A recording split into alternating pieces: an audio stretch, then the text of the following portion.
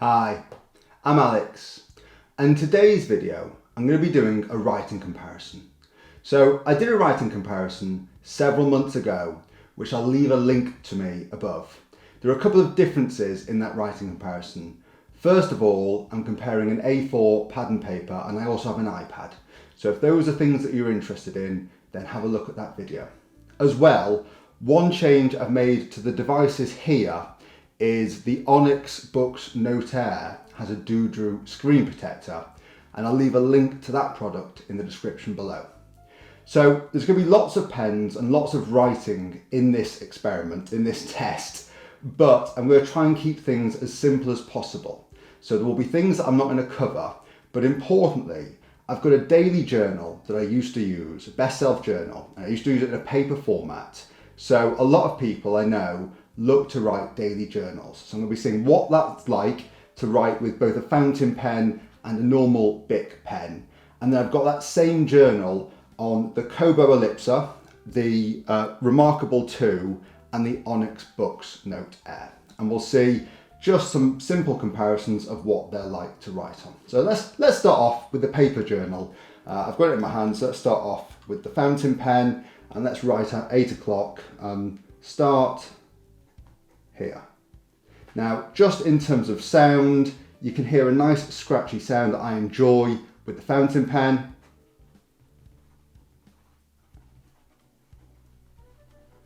Now, lots of people will like a fountain pen, but most people will be writing with a sort of Bic pen or something like that.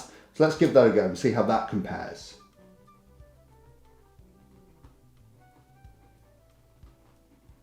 So the difference for me is actually it's just not quite as smooth. It's just a little bit slower. And the reason I generally write with a fountain pen when I'm writing with a pen is I don't enjoy this experience at all.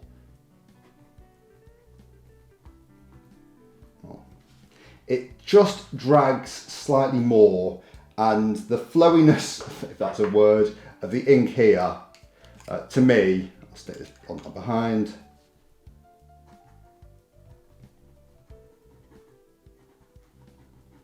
So for me, writing with a fountain pen is much better, but whatever your preference is, that is writing, as you'll probably know, in a journal. So I'm going to go around this way, just for no particular reason. Go on to the Kobo Elipsa. Now, importantly, this is the pen that comes with a Kobo Elipsa. Now, what I'm going to do here is start off. Now, it's a lot smaller here than it is in the journal. Now, what you can do here with the Kobo is pinch to zoom. So I've over pinched to zoom there. Let's zoom back a bit. So this is a there we go. Zoomed in too much. So there we go. So let's say we want to write at 10. This is very practical. So let's see what happens here. So you can see here with the Kobo, there are some software glitches. This is my 10 p.m. appointment. Now zoomed in, you can see it starts off slightly jagged, but it is fixing itself and it's quite usable. This is usable.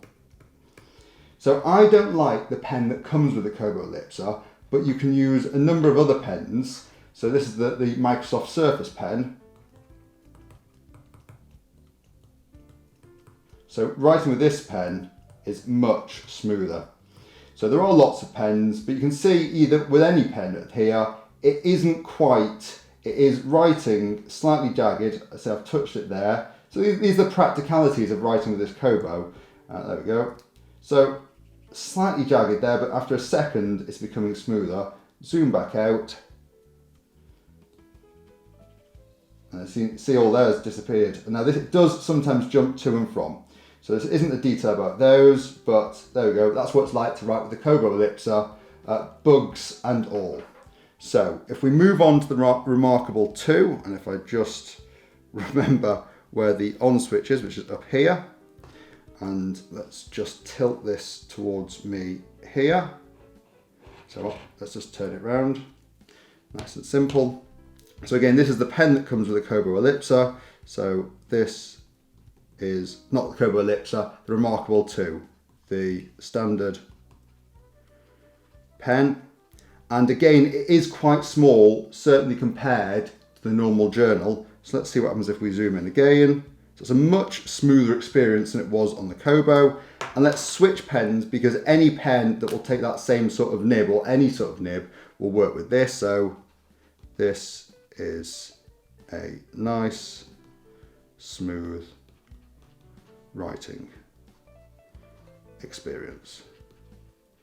And of all the devices so far, the Kobo, say, it has its software issues. Writing with this was nice and smooth. I didn't like the feeling of the Kobo pen, but actually writing on the Remarkable 2, even versus paper, just has the nicest, I'm going to say, sound and feel. And just being able to zoom in and then zoom out, it's an extremely good writing product, and from my perspective looks really clean versus the Kobo. So let's look at the Onyx Books product here. Again, if I can work out how to turn it on, which I think is there. So this is just a standard pen that comes with it. Now, the Onyx Books product's a little bit more complicated, so I'm going to try and keep this as simple as possible, and let's do, this is writing on the Onyx.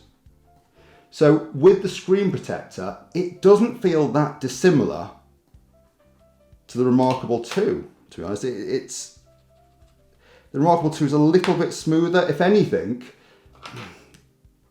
they sound similar, they feel similar. The Doodroo screen protector on the Onyx Books product really makes the writing experience on these two very comparable.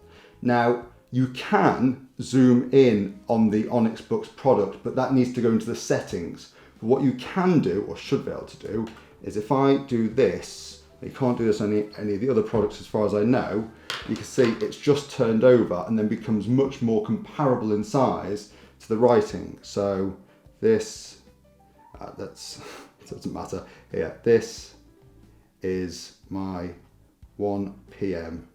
appointment. So this is just a really high level overview. You can see here, and actually I'll just prove to you that you can write with different pens on the Onyx Books, because I've used more than one pen on each other. This is the Remarkable 2 pen. Now, I personally don't like the feeling with the Remarkable nib on this screen protector on this device, but notwithstanding that, it works absolutely fine. It's a little bit on the rough side for me with that combination, but you might prefer it, and it shows you how much of a difference you can make to the Onyx Books product, particularly by changing the screen protector, by changing the pen. So hopefully that's given you some idea of how a journal versus the Kobo Elipsa and its bugs in this test, the Remarkable 2, which worked really smoothly, and the Onyx Books Note Air with the Doodroo screen protector, compare it against each other. For me personally, I would say that at the margin, the Remarkable 2 was my favourite writing experience in this setup, followed by the Onyx Books Note Air, followed by the journal itself, importantly for me with a fountain pen. And although I like the writing experience with the Kobo, particularly with the Surface pen, it's not quite as grippy. But so we had bugs in that, and I think there's still some software fixes that the Kobo needs. So if you're interested in any of these products, I hope that's been helpful in showing you what a daily writing comparison might be like. If you've got any questions, leave them in the comments. If you like this sort of content, hit that subscribe button, hit the like button, and until next time, I've been Alex. Thanks for watching.